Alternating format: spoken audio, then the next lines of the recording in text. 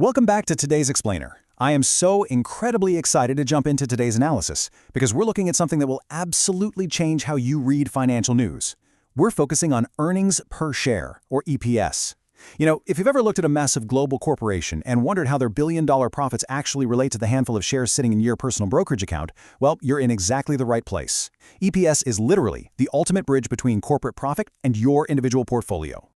To really grasp why this is so important, let's just picture a scenario for a second. Imagine two massive companies. They're in the exact same industry, they've got the exact same business model, and at the end of the year, they both report their net income. Company A announces they made $120 billion in profit. Company B steps up to the mic and they announce they also made exactly $120 billion in profit. At first glance, they seem totally identical, right? Equally successful? But here's the catch. The real mystery. Wall Street looks at both of these identical reports and aggressively declares that one of these companies performed significantly better than the other. Like, one is considered a much more attractive investment. How in the world is that even possible if their total net income is identical down to the very last dollar? Section 1. Unlocking the formula. Let's look at the secret metric. The answer to our mystery lies in one tiny, crucial number that serious investors watch like a hawk. When a company earns a profit, that money ultimately belongs to the shareholders, people just like you and me. But companies usually have millions or literally billions of shares floating around out there in the market. So instead of just looking at the total profit and asking, how much did the whole company make? Smart investors ask a much better question. They ask, how much profit does each individual share receive? That is precisely what earnings per share measures. Okay, let's dive into this and look at the actual ingredients. We really only need two pieces of information. And honestly, it helps to think about it like a giant pie. Step 1 is finding the net income. This is the company's bottom line, the profit left over after paying all their expenses, their employees, taxes, all of it. This is your total profit pie.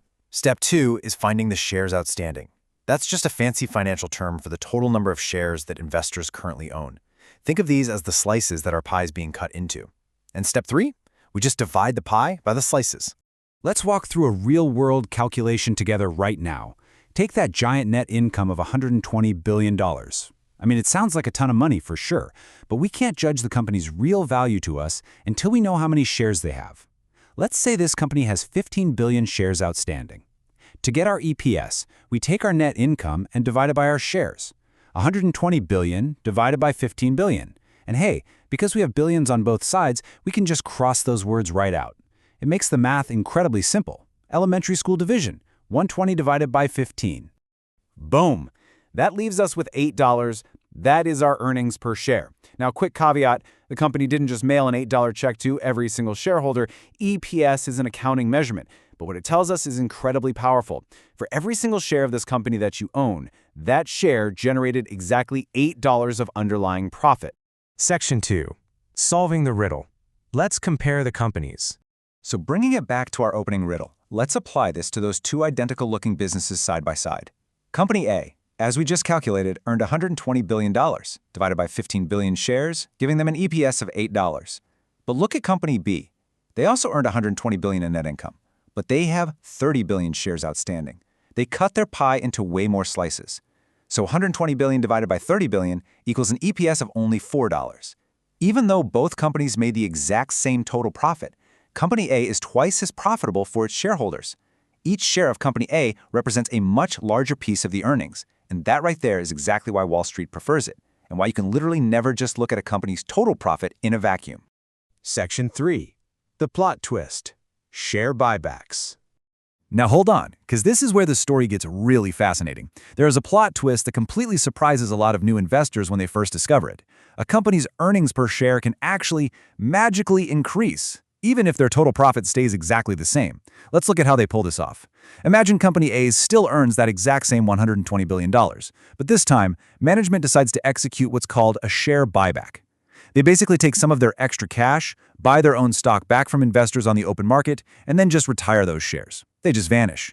Because of this buyback, their total shares outstanding drops from 15 billion down to 14 billion.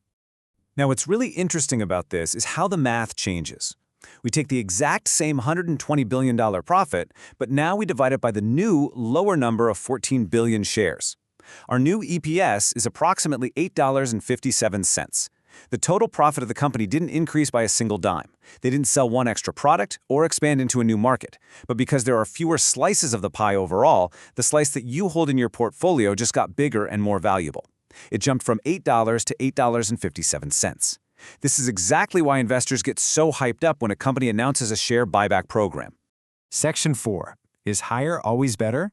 So does a higher EPS always mean a better company? While higher is generally positive, you must always ask yourself one vital question. Why did the number actually go up? Basically, there are two ways a company can grow its EPS. The first way, and absolutely the best way, is genuine business growth. This means the underlying business is actually getting stronger. They're selling more products, improving efficiency, expanding into new markets. The total profit pie is physically getting bigger. The second way is engineered growth. This happens when EPS goes up simply because the company reduced the share count through those buybacks we just talked about. Now let's be clear, there's absolutely nothing wrong with share buybacks. They're a fantastic way to return value. But as a smart investor, you want to know what's driving the increase. You want a business that's genuinely growing, not just engineering a higher number by shrinking the share count while their actual sales are flatlining. And this brilliantly illustrates why you never want to just look at a single snapshot in time. Just like revenue, you want to look for a multi-year pattern. If a company's EPS goes from $5 in year 1 to $6 in year 2 to $7 in year 3, well, that steady, upward trend strongly suggests the company is consistently creating more value for each shareholder year after year. It's the hallmark of a really well-managed business. Conversely, if that trend is shrinking year after year, that is a major red flag. It's definitely time to start asking tough questions about rising expenses or whether competitors are starting to eat their lunch. All right, let's quickly recap the fundamental takeaways from today's explainer. First, EPS is the ultimate metric that tells you how much profit belongs to each individual share of stock you own. Second, the math is totally straightforward, net income divided by shares outstanding. Third, remember the plot twist? Share buybacks can boost EPS by reducing the total number of shares, giving you a bigger slice of the pie without the total profit changing at all.